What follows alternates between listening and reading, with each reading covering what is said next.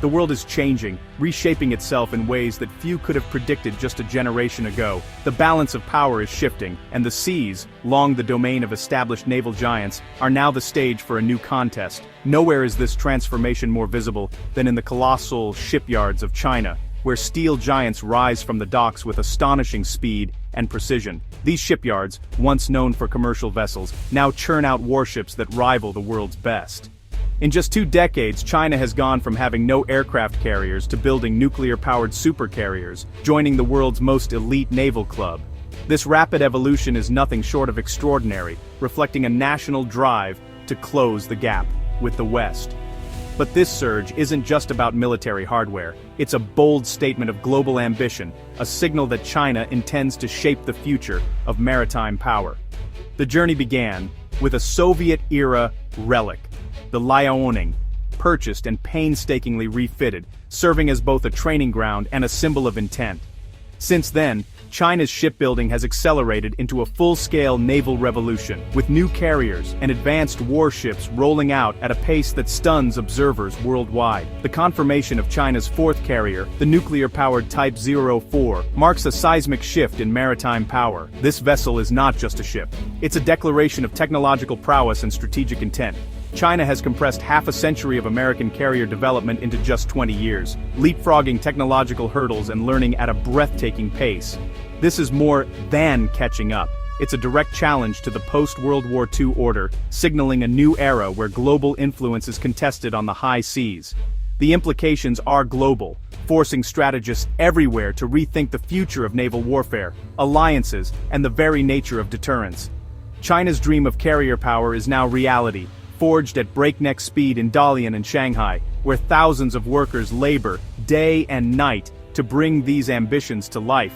The Type 004 promises to project Chinese power across oceans, sustaining operations far from home and reshaping the strategic landscape of the Indo-Pacific and beyond.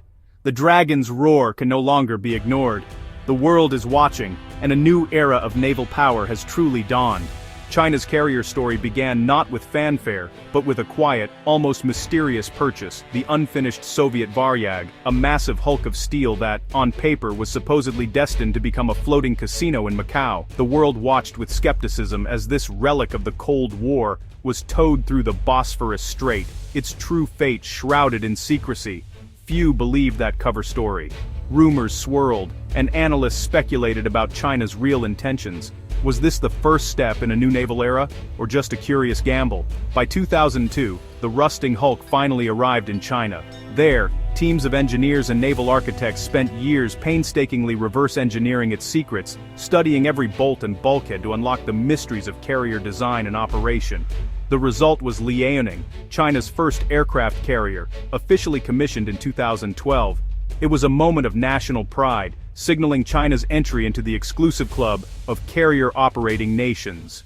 Liaoning was a modest, ski-jump-equipped platform, not a supercarrier by any means, but it became a vital training ground for the Chinese Navy, a floating laboratory for learning the complex art of carrier operations. Liaoning's real value was as a floating classroom, teaching China the intricate choreography of launching and recovering aircraft, managing flight decks, and coordinating large-scale naval operations, skills that would take years to master.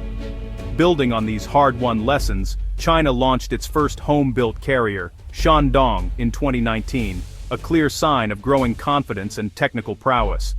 Shandong improved on the Soviet design, featuring better electronics, more efficient layouts, and a more robust air wing. It proved that China's shipyards could handle the immense complexities of modern carrier construction. The pace was astonishing. China went from a refitted, foreign-built hulk to a domestically designed and constructed carrier in just 7 years, a feat that stunned naval observers worldwide. These early carriers weren't meant to rival American supercarriers overnight.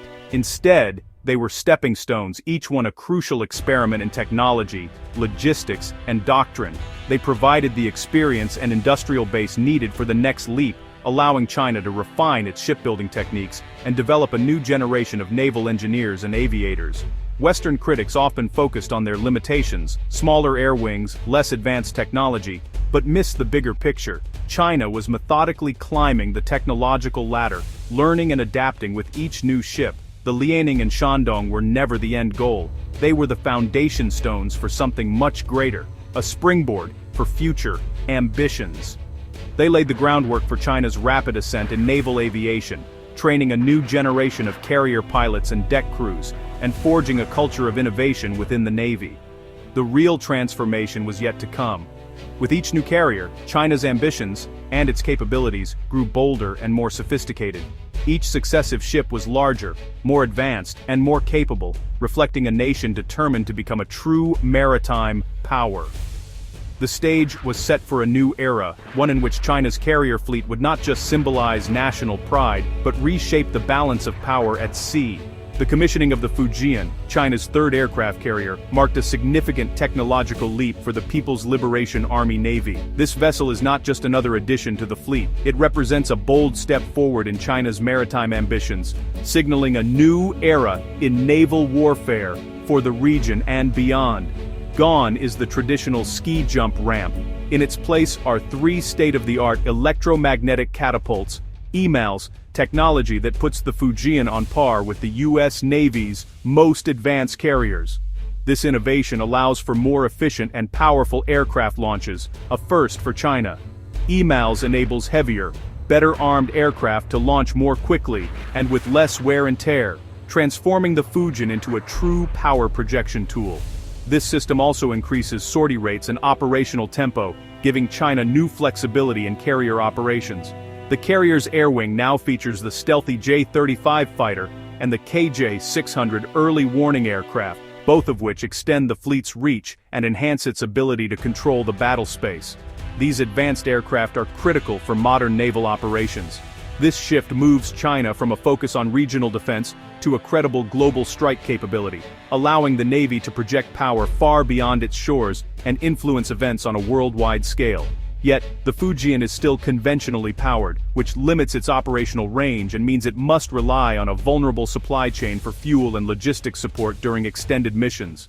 Its sortie rate still lags behind that of American nuclear-powered carriers, and some design quirks remain to be ironed out as China gains more experience with this new class of warship. Still, mastering catapult operations is a major milestone, clear proof of China's growing industrial might, technological sophistication, and political will to compete on the world stage.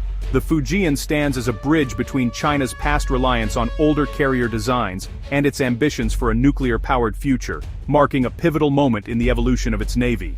Here, Chinese aviators are learning the high-stakes art of modern carrier warfare, gaining the skills and experience needed to operate at the cutting edge of naval aviation.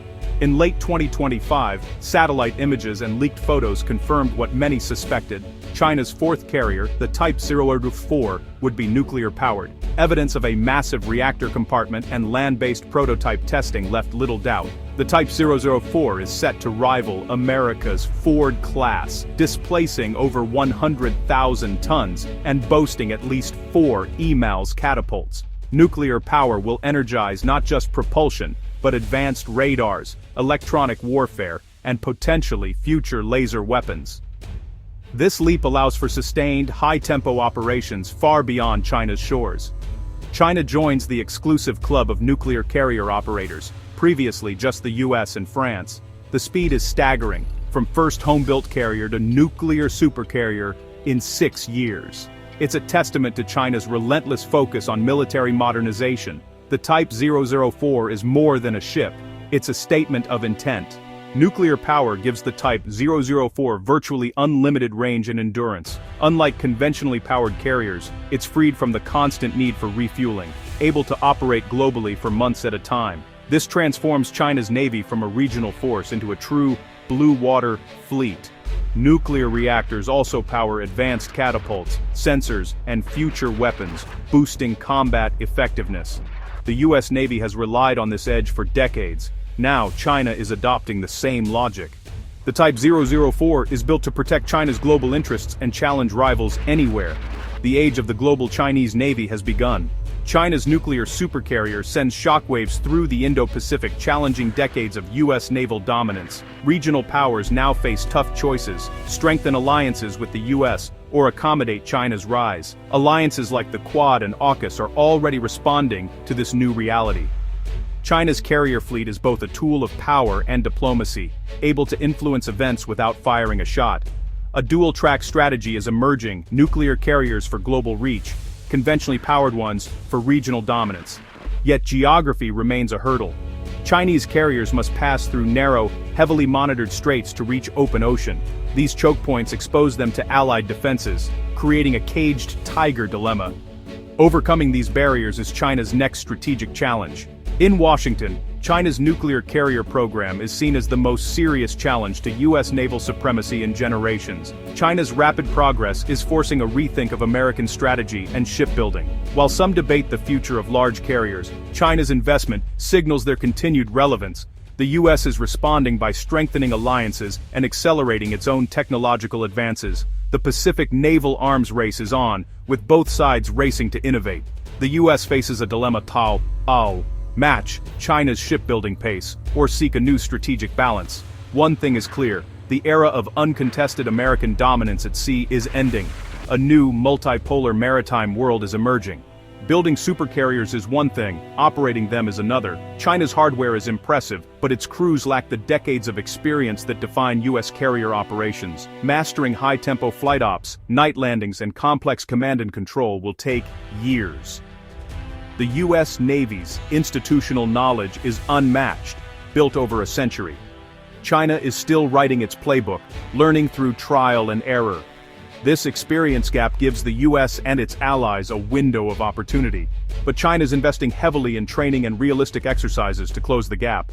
The race to master carrier operations is the next phase of China's naval revolution. The Type 004 is more than a warship. It's a symbol of a changing world order. China's sprint from naval novice to nuclear supercarrier builder is a historic achievement. This doesn't make conflict inevitable, but it does reshape global strategy.